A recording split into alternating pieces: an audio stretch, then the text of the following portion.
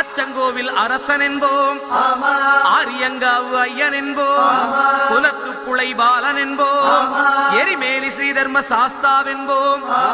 சொரிமுத்து ஐயனார் அப்பன் என்போம், ஜோதிச ரூபன் என்போம்,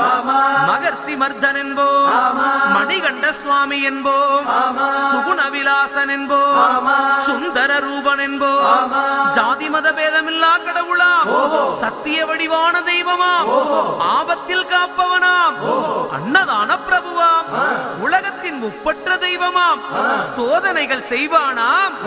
ஆனா கைவிட மாட்டானாம். அப்படிப்பட்ட சாமி ரொம்ப சிறுசையா, ஆனா சக்தி ரொம்ப